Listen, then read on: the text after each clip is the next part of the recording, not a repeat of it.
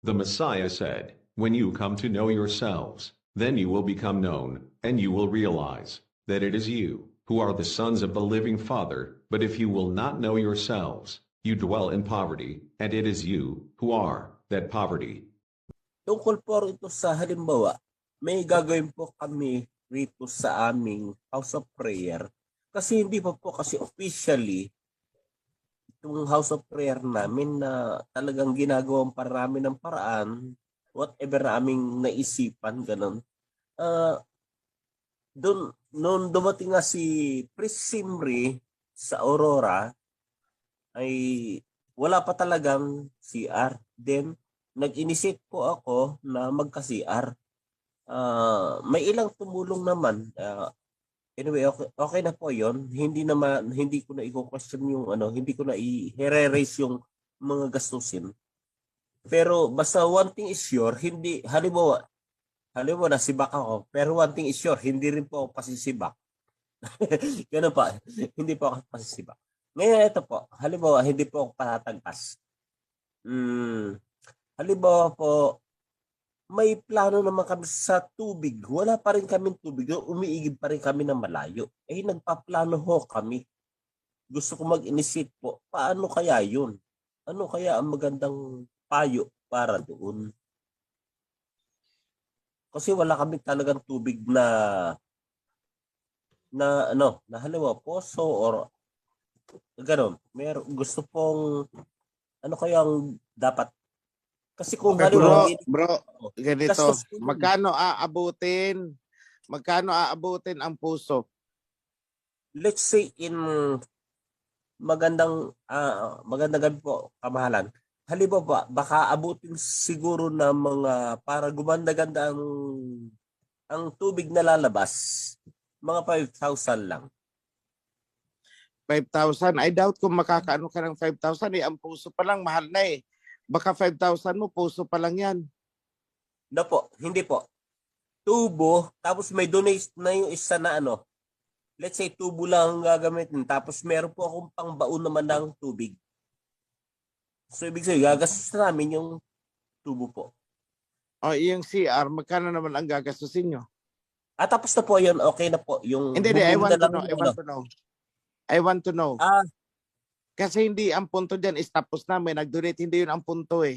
Hindi yun ang punto. Mamaya maunawaan mo. Sagutin mo muna yung tanong ko. Ipapaunawa ko sa iyo. yes po. Magkano gastos sa CR? Hindi ko po alam, but meron ako siguro mga 8,000 na nabitiwan doon or 6,000. Hindi ko na rin masyadong pinapansin. Yung nabitiwan mo, yung iniambag ng iba, in cash and in kind, more or less, magkano ang value? Maaring umabot sa 10 na rin po. 10. Tapos this time, puso. So 8,000, budgetan mo yan 10,000. So may 20 mil ka na. Yeah po. So yung mga nagpapagawa ng CR ngayon, ang narinig namin, umaabot sila ng 15. Tapos yung puso na yan, ewan ko ha, pero sige, ganito na lang, 1,000 lang ang gagastusin mo sa puso. Kunwari gano'n na lang. 1,000 lang. Donated lahat. Kayo ang magtatrabaho ng lahat. Ito ang tanong ko, kanino ang lupa na paglalagyan nyo? Yun nga po, hindi pa po yun secure, pero temporary po yun. Pero kapatid pa rin po. Sa akin kasi ang kapatid, marami diyang kapatid na kunting kimbot, nagre-rebelde at nagmamalaki. Hindi ko sinasabing ganun sa inyo, pero yun ang mga nakita namin. Akin ang lupa eh. Ako ang may karapatan. Ganon. Demokrasya. Justice for all. Pag may katwiran, ipaglaban mo. Yung mga ganon tipo. Tapos nagkairingan kayo dyan. Tapos kayo na ang palalayasin. Alis kayo dyan, lupa ko to. Oh. Di ba? Di ba away-away na?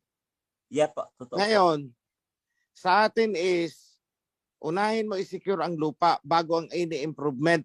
Para wala kayong pag-aawayan, wala kayong magsisisihan kayo bandang huli. At later nag-aaway-away na. Mahigit sa 5 daliri ko ang pangyayaring ganyan. Please learn from that mistake. Thank you Negros, po. Dabnor, Pangasinan, Rizal, Cebu. O 5 na yon. O dagdagan mo pa sa listahan, Christianen. Yung mga hindi ko nabanggit. Lahat ganyan ang pattern. Temporary lang eh. CR, maglagay kami ng kubeta, tapos later, o nakatatong tungkab na ang kubeta dahil pagkatapos, paaalisin nung ano, o edi lipat na naman siya na kabilang lote. Gawa na naman ang kubeta. 3 beses kaya yan sa Rizal. 3 or 2, without exaggeration, sige 2 na lang. The point is kasi, bago kayo mag-set ng any improvement, or kahit walang improvement, bago kayo pumasok sa isang lupa para gamitin sa pagsasaba, magkaroon muna ng kontrata. Kasi kahit tent lang yan na itatayo ninyo, dapat may kontrata yan. Baka mamaya, nagkaroon kayo ng di pagkakaunawaan, kayo pa ang naakusahan na nag-trespassing kayo dyan. O, di ba?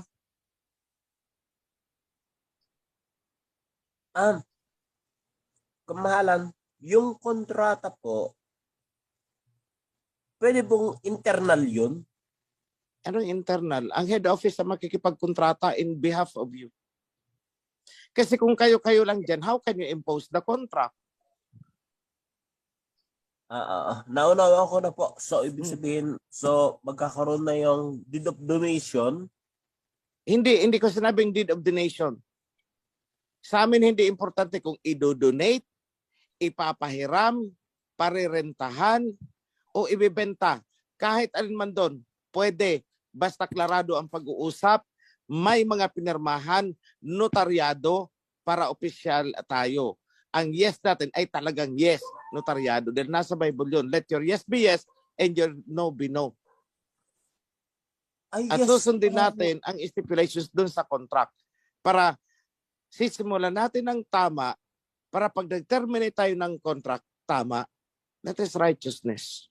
Dapat klarado muna ang lahat bago kayo magsagawa ng anumang improvement or bago nyo man lang pasukin ang lupa at gamitin.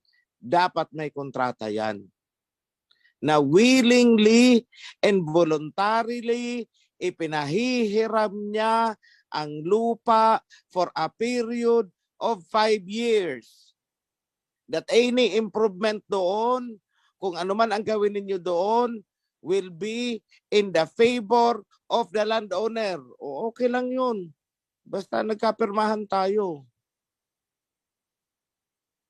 Pwede po bang para ganito, legal, lahat ng galaw ninyo. Kamahalan, ganito po. Halimbawa, doon sa area po na ginagawa namin house of prayer namin, let's say halimbawa, ang kinatatakot lang, halimbawa, yung may-ari po, baka na pang pagkahalimbawa, kinainitan ako kanya, tinagpas na nila ako na maski walang kasalanan. Ba't ka na tatagpasin na walang kasalanan ka ako? Hindi naman tayo nagtatagpas ng walang kasalanan. Hindi tayo basta-basta nagtatagpas. In fact, maraming chance tayong binibigay na pag-uusap. At kahit may kasalanan ka, hindi ka tatagpasin kung hindi ka mayabang. Kahit may kasalanan ka, kung hindi ka arugante, hindi ka tatagpasin. Kung ikaw na nga may kasalanan, kung makapagsalita pa is, ay ambot sa langaw, gaganyan-ganyanin mo ang minister, ay talagang tagpasin kita. Tapos, walang ganyanan sa atin. Opo. Sa mga ganyang sitwasyon, kaya importante may kontrata.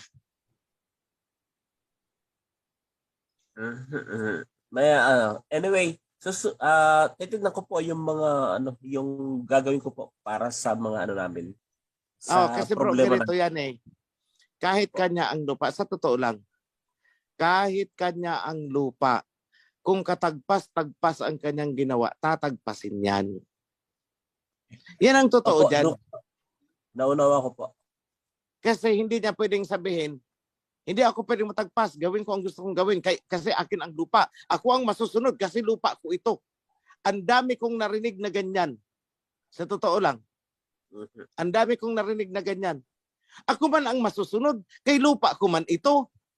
Nakita mong katarantaduhan na yan. Sorry for the word ha, pero katarantaduhan talaga yan eh, na Yeah, reasoning na yan. Ako ang masusunod, kasi lupa ko man ito. Teka muna, di ba ipinahiram mo? Yeah, totoo po. Kapag ipinahiram mo, hindi pwedeng ikaw ang masusunod. Dahil iba, kasi kung ganyan pala ang gagawin mo, edi sana hindi na lang kami pumasok dyan.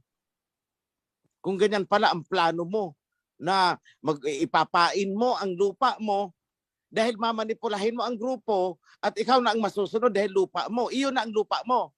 Kunin ko ang kawan ko. Ganyan ang sagot ko dyan. At may sasampulan ako sa ganyang pag-uugali. Kukunin ko ang kawan, iyon na ang lupa mo. Hindi ko kailangan yan. Sa totoo lang, Maganda ako'y po yun. nagtitimpi. Pero wag ninyong gagayahin ang ganyan dahil kahit kanyang lupa, kung katagpas-tagpas siya, tatagpasin ko siya. Hindi niya pwedeng i-hostage ang kawan dahil kanya ang lupa. Yan ang iniiwasan namin. Kaya dapat may kontrata. Kwentas claras, paupahan mo kung gusto mong paupahan. At pinaupahan mo for the purpose of worship, wag kang maghahari-harian dyan porket iyo ang lupa. Magkakalinawan tayo. That's why meron tayong due process of acquisition. Nasa kontrata yan, paggagawa ng kontrata yan. Notaryado yon. Kasi pag binayulate niya yan, pinaharam niya tapos yan ang maghahari-harian dyan, pati ang sisi, didiktahan niya na, pati ang pari, didiktahan niya, siya na ang magdidesisyon dahil ang rason, lupa niya, siya ang masusunod. Ay hindi pwede yan. Tagpasin ko talaga, iyon na ang lupa mo, isuksok mo sa baga mo. Kunin ko ang kawan. Because ayoko ng ganyang mga unrighteousness. Ako kung pakikinggan ako, pag nagsalita ako, parang hindi righteous si OHC. Bakit? Hindi kasi ako marunong ng banayad Radikal ako magsalita. Ang righteous sa akin, righteous. Ang unrighteous, unrighteous. Kung papainan ang kawan ng lupa, tapos kung kailan nakatayo na, imamanipulate na, worse, nagsarili pang doktrina, ay nako. Lumang style ang mga ganyan. Ayoko ng ganyan. Kung hindi man ganyan ang iniisip ninyo, prevention ito na hindi kayo magkaganon. Pero marami ang ganyan eh. Ano ginawa ni Celeste? Rowie Celeste, ganyan ah. Paggamit ko ang lupa na ito kasi kay Aba man ito, kay Aba. Tapos nung nakatayo ng temple, ang house of prayer, aba, teka muna, iba na ang tuno. At lumalabas na yung amin ang lupa, kami ang masusunod. Ayun, hinostage ang kawan. Ang daming nalaglag. So ang punto ko, ipapahiram, ilang taon, kontrata. Parerentahan, magkano, ilang taon, ano ang kontrata? Malinaw na pag-uusap notaryado para wala tayong pag-aawayan. Pag hindi nasunod ang contract na yan, alis ang kawan, hindi mo pwedeng diktahan. Porket iyo ang lupa. Yan ang iniiwasan namin. That's why I want every land acquisition to be in the right process. I-guide ka bro ng Ministry of Asset and Property Stewardship. Meron tayong ganyan. May department tayo. Huwag kang kikilos na hindi namin alam dahil mati-technical ka dyan. I tell you, mati-technical ka. Lalo na pag nagka-away-away na ang lupa, dahil sinimulan, alam nyo kasi, nagsimula lang sa kubeta eh. Hindi namin alam. Sumunod puso na. Sumunod, aba nagpasimento na. Aba sumunod, aba may pundasyon na. Sumunod, andyan na. Ay, amin ito eh. Sabi naman ng may-ari ano pa, anong inyo? Akin ang lupa kaya dyan. Ayan na, nagsimula, nag-away-away na. Lalo na't nasusot-sutan na yung ano, ang kung sino-sino. Aba, may nagpari-parian na, may nagpropeta-propeta na. Anong nangyari? Kasi hindi sinunod ang protocol. Just do the protocol, you will be safe. Apo. Oo, hindi lang ito para sa iyo bro ha, sa lahat ng nakikinig. Sundin nyo ang protocol para hindi kayo magka-problema. Kasi kami, ang sino mang lalabag sa protocol, slash talaga. Slash. We don't care kung ano. Kasi sa atin is hindi naman natin para ano pa na naging kawan. kung ayaw sumunod. Pagkawan ka, makiisa ka. Kayong lahat, this is not for you, ka ang gamit ko lang bro, kasi kunwari ikaw. This is for all. Kung kinoconsider ninyo na kakawan kayo, sumunod tayo sa protocol na sinusunod ng kawan. Huwag tayo magsasarili. Kasi the moment na nagsarili tayo, ibig sabihin tayo na rin ang nagtagpas sa sarili natin. Yun ang nangyayari dyan. So yan lang po, coordinate. Andyan si Priest Senen, si Priest Simri. Kung hindi man masagot ni Priest Simri ang protocol kasi legal procedure yan, i-endorse ka niyan. Kaya may abogado po tayo sa loob, gumagawa ng kontrata, at naandyan ang MAPS, si Bro Ministry of Asset and Property Stewardship. Hanapin ko na po yun, kamahalan. Oo, kung ano ang advice nila, yun na yun. Kasi yun na ang instruction ko sa kanila. Kahit hindi na tayo mag-usap kasi ako talaga mahirapan kang hulihin ako at makatsyempo. Opo. Ganyan lang kapatid. Oo. As early as now, paggawa na ng kontrata, kung ilang taon yan, kung 5 taon, 3 taon, basta may kontrata, yun ang gusto ko. Very clear po, kamahalan. Sige, salamat bro. Be blessed. Opo. Halimbawa lang po, yung para sa lahat din po itong tanong ko, yung pwede po ba yung pagbibigay ng panggasolina man lang po sa ating priest? Ganun po. Salamat po.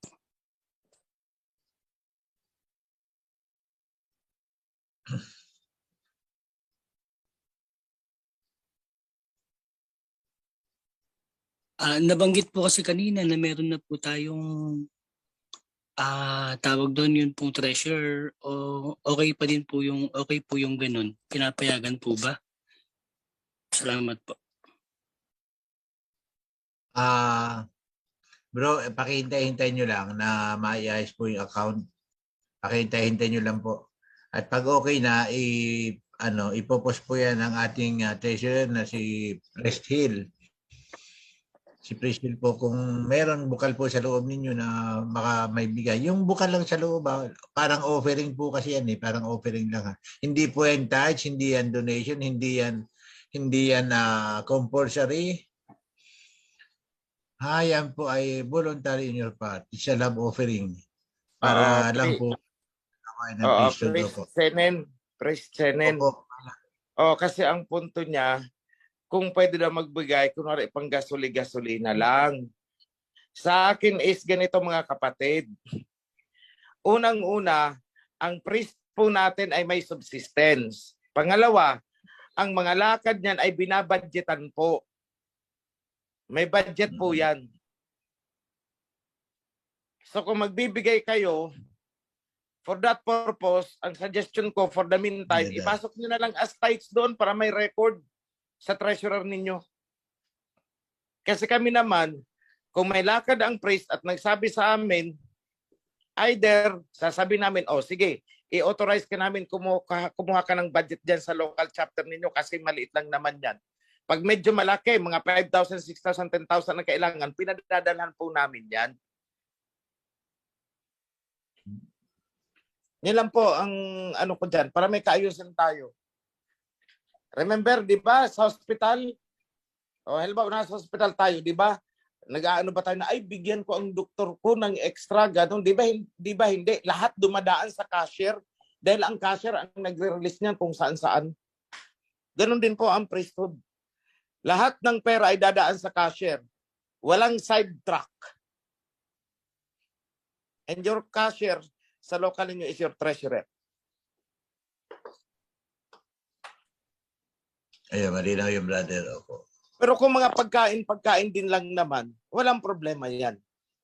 Bigyan nyo pagkain, o gusto nyo bigyan ng damit, o bigyan ng ganito, walang problema, mga in-kind. No problem with those. Pero yung mag-aano kayo ng mga pera-pera, kasi pinagmumula ng dami ko nang naririnig na hindi maganda and I don't want na ang priesthood ay magkaroon ng ganong image. Yung imahe ba, parang mga pulis, na inaabot-abutan ng kung sino-sinong vendor. Ganyan ang nangyayari bumababa masyado ang dignity ng priesthood. Mm. Huwag pong ganun. Di ba ang mga pulis, makita mo, inabutan ng tricycle driver. Maya, nakatindig sa kabila, may nag-abot na naman. O anong sabi ng publiko, nako, koratong ang ano na yan, ang pulis na yan. Tingnan mo kung sino-sinong nag-aabot ng pera. Huwag pong ganun. Okay lang yun kung pagkain, in kind, or whatever. O kung merong lakad, o sige, may outreach, o tanungin nyo, priest, o may lakad kayo, sapat ba ang naipadala ng o kung kulang, willing kami magbigay, o eto. Pwede siguro yung ganun. O dagdag baon lang ito, priest. O kung may mga outreach. Pero kung wala namang outreach, walang event, walang ganun, magbibigay kayo, hindi pwede yan. Ibigay nyo sa treasurer. Kasi kami ang nagpapadala ng subsistence sa mga priest. Buwan-buwan. Bakit kayo magbibigay? Idaan natin sa tamang proseso ang lahat. Ayoko nang ganun. Kasi parang mga pulisya na kuratong ang kalalabasan yan. Do not corrupt the priest. Yada. Do not corrupt the priest. Huwag niyong gawing parang mga pulis na gumaganyan ng palad sa kung sino-sino.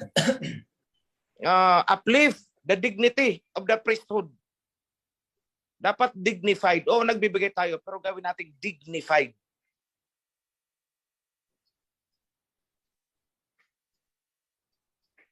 Because whatever you give the priest, hindi lang isang priest ang dapat makinabang. Nagbigay ka ng 100.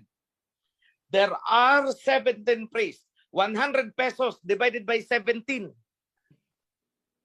Kasi maganda lang dyan yung may maraming kakilala na priest. Tuloy, ang mga priest nagpapaligsahan na maging popular. Paano yung naando na priest na naka-in-charge sa bundok, taralala na wala ng outreach, walang nakakakilala dahil siya ay pioneering doon. Di patay sa gutom yun. Don't be unfair to other priests by favoritism. May favorite kayo na isang priest. Kung magbibigay kayo sa isang priest, ibigay nyo sa priesthood, then the treasure of the priesthood will divide it among them equally. Yan ang ibig sabihin ng righteousness. Anyone priest na malalaman ko na tumatanggap ng mga ganyan, mapapahiya kayo. I will put you to shame. Ulitin ko, walang matatago. Kapag may nalalaman akong priest na ganyan ang ginagawa, I will put you to shame in front of the whole kawan. Yada.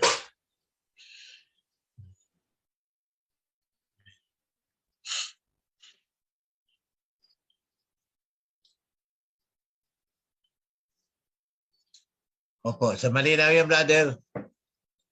Huwag na lang po at yung sinasabi natin kanina.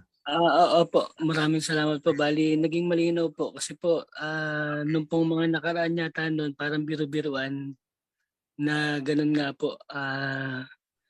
Pag napasyal, ganun. Pero may nagtanong po kasi sa akin, hindi ko po nasagot ng diretso. Kaya po nilinaw ko po ngayon nagkaroon ng pagkakataon. At least po, Okay. malinaw po sa lahat na ganun yung dapat gawin natin. Bro PM, may isa pa po akong naisip kasi na Kasi po di ba wala pa po kaming HOP dito. Naisip ko po kasi na may maliit po kasi kaming lote dahil nag-uulan na po yun. Bro, sorry ha. Interrupt muna kita ha. Bibigyan ko lang kayo ng exemption doon ha.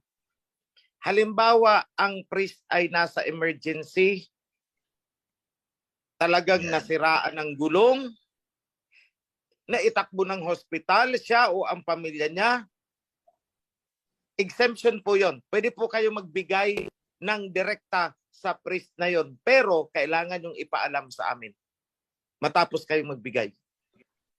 Yun lang po ang exemption dyan in case of emergency. Emergency lang, emergency.